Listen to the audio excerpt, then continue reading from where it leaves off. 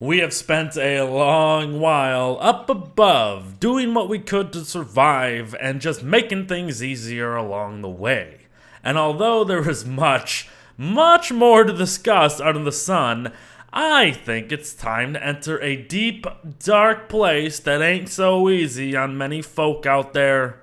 Prepare for the next series of guides to be all about the lovely caves and the horrors that dwell there. Beginning with today's video, one all about our friend Toadstool. Sit your butt down and grab some munchies. This may take a while.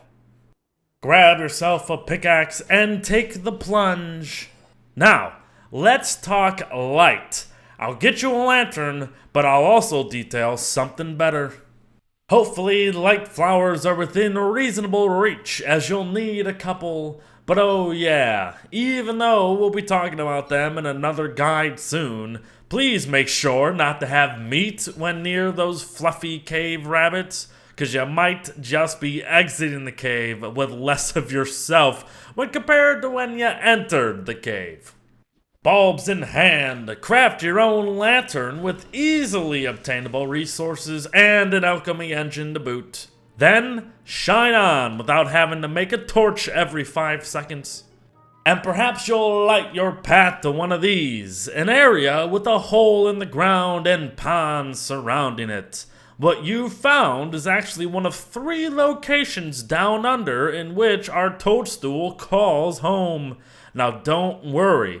These spots are usually pretty close together, all things considered, and I even got them in a straight line this time around, so you won't have to worry about fussing about trying to find Toad again after 20 days of initially killing the beast.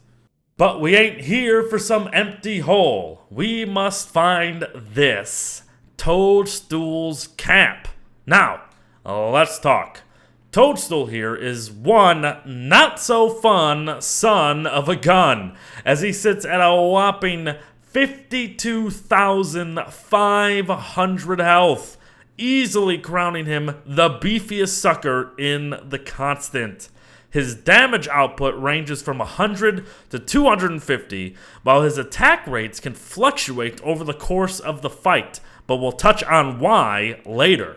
His range, on the other hand, is the mighty appropriate 7, all praise, and can actually get his fat butt moving fairly quickly if left unchecked. Be prepared to encounter a few unique mechanics throughout the fight, with explosions and gas everywhere, but triumph to obtain a potentially big loot pool of frog legs, various mushrooms with a 33% chance for even extra, 3 to 5 meats with a 50% chance for more, his very own shroom skin, and some rare blueprints, with, again, a chance for even a 3rd blueprint. Jeez, it sounds like a tough fight, but a well-awarded victory at that.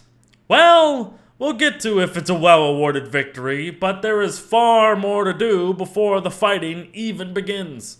But just a quick side note on the caves as a whole, that red light there is called a nightmare fissure. During what is called the nightmare cycle, shadow creatures will spawn from them and attack you even if you ain't cuckoo for Cocoa Puffs, so be very mindful of that. I know it's scary, and I'll be helping you with the guide later on, but I recommend taking a stroll into the ruins now, as we need to locate something special, and the gears that come along with it can help us to boot. This is optional, but again, highly recommended. Because we need to find this, the ancient pseudo-science machine. Specifically, we are hoping to craft a star caller's staff. It will not only fortify our light situation, it is vital to our solo method of vanquishing Toadstool. So get a yellow gem via dragonfly, or even from the ruins down here, and the rest is pretty straightforward. But craft one and get the heck out of Dodge. So lighting's done, but how about the fun stuff?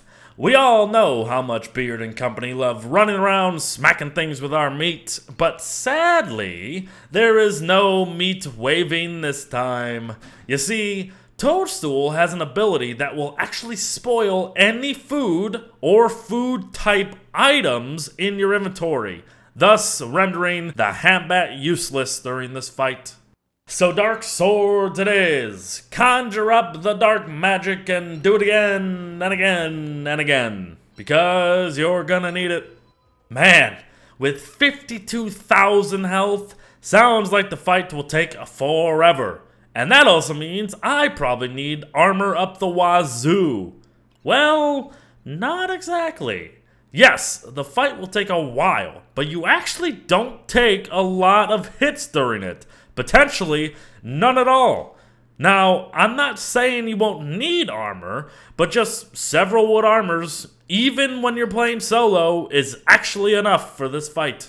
But if you can perish food, how are we gonna munch and heal ourselves? Simple. Bring an icebox. We will be able to place an icebox away from the arena in order to store our heals. So go ahead and pre-craft one before heading back down under. Now, before we get into healing, I'm going to recommend other optional items that are useful in this fight. But unlike the Starcaller staff, these ones are kinda really optional, whether playing solo or with a group. So if you want to skip this nonsense, head to the time you see here and enter the future before the rest of us plebs get there. You remember our pal Mac, right? Well, I'm gonna need you to pay him a visit once again, as he and his pals have a couple things that we can use. So slaughter them dead and claim your prizes, as the Tam-O Shanter will help combat the constant sanity drain that the caves bring. And, of course, the extra speed boost from the walking cane is always welcome. Put them together, and you got your trusty match made in heaven all over again. You know what isn't a match made in heaven, though? The rain and beard. But welcome to spring, you plebs. The next optional thingy is a weather pane. I told you those gears from the ruins would come in handy, but what the heck is this crap? Well, you're gonna need down feathers and goat lanterns anyway, so let's get to it. The ladder comes from, you guessed it, goats. So head to the Oasis Desert and find you some. But hunting these guys can be tricky as they love running away from ya. But no one said the hunt needed to be fair, so wait until night and get to murdering. Just don't murder the whole herd or you're gonna be screwed. Then you'll need to kill a moose that looks like a goose. Or a goose that looks like a moose. You know, just murder things and everything's gonna turn out fine. Apart from the inevitable arrival of the demonish babies looking to tornado your face off. Loot in hand, go ahead and craft yourself a weather pane. It may be under the fight tab, but this is actually gonna serve more as a tool for our needs, and you'll see why later. Welcome to the future, people. Or the past, if you've already been here prior to me saying this. You know, time travel is confusing.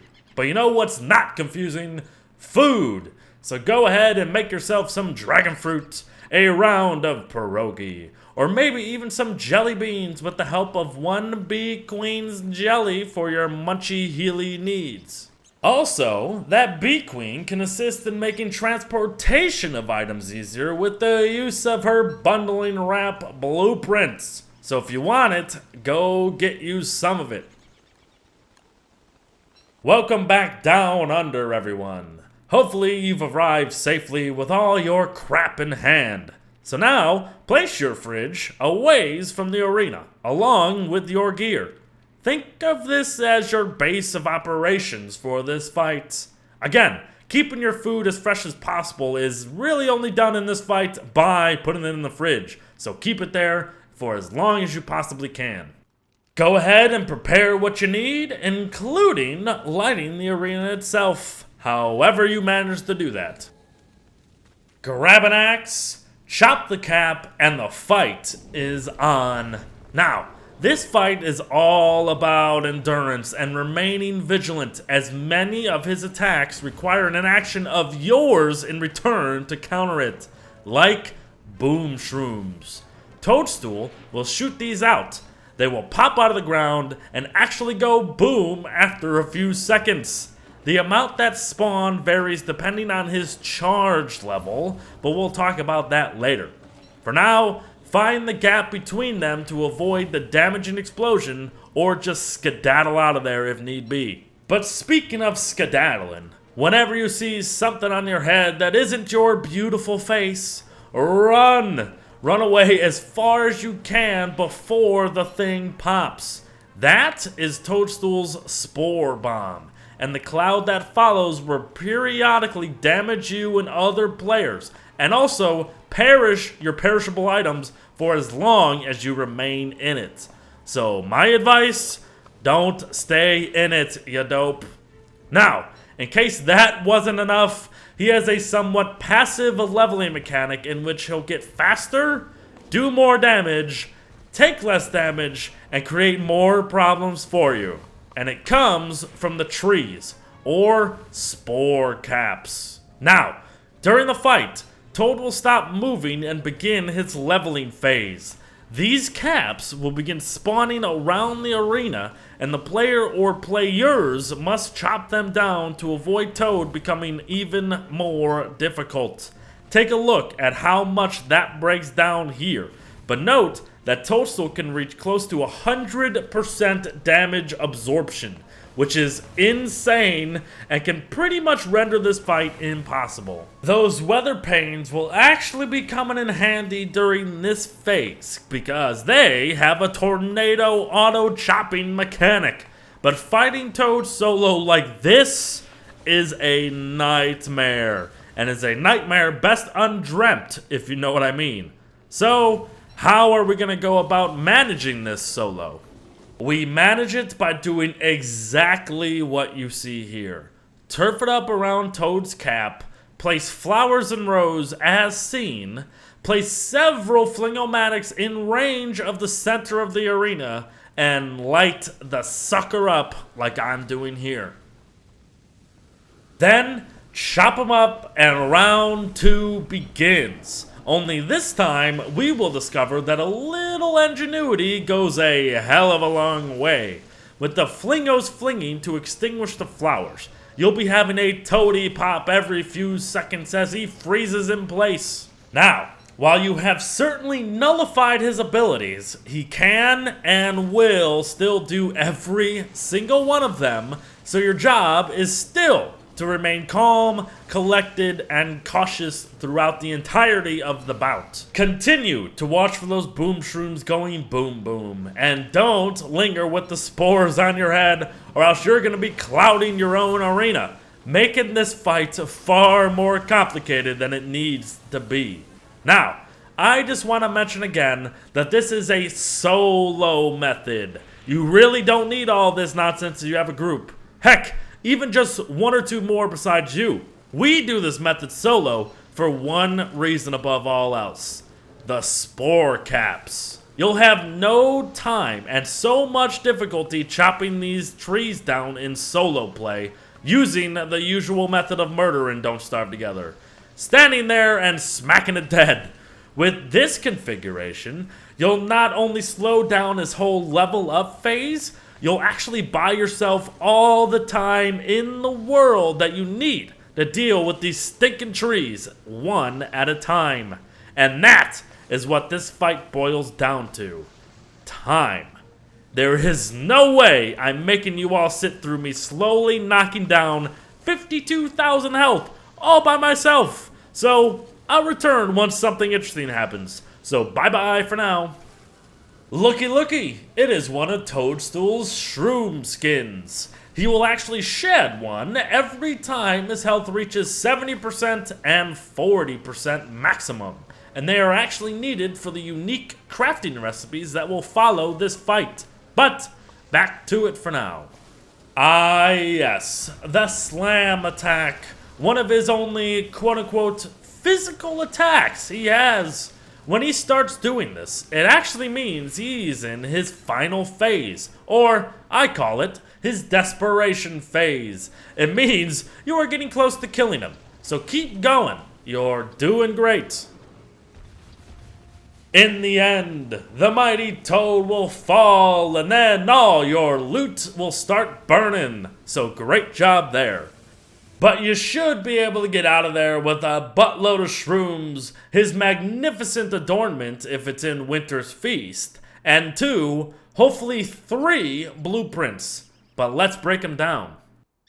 The mushlight uses a skin and 1 bucket of poop to craft and can be placed and opened like a container, in which light bulbs, glowberries, or spores can be placed to generate light, with varying amounts equating to varying light levels. It actually does slow down spoilage, but things will eventually perish within, and that is just unacceptable for an item that takes so frickin' long to get. It's why the mod Eternal Mushlight and Glow Caps is a recommendation of mine. Next comes the Fun Cap, one of 3 variants. Wearing one of these reduces hunger loss by 25%, can actually protect from wetness and overheating fairly well, and they will occasionally spawn mushroom spores. However, be very aware that any perishable item in your inventory, but not in your backpack, will spoil 50% faster while this is on your head. But what you really want is the Glow Cap, which also has slots for light sources, but the Glow Cap can emit more than light. It can be colored. Check this out for combinations, and note that more of one equals a stronger version of that light, while the light balls will lighten said color. Enjoy! So there you have it, everyone, the mighty extensive guide on the mighty extensive Toadstool. We have taken our first steps into the darkness and have defeated one of its many champions, but there's a lot of little fights to win as well. So expect guides to cover all things caves soon enough. I hope this helped. I wish you all the best of luck, and I'll see you in the next one. Bye-bye.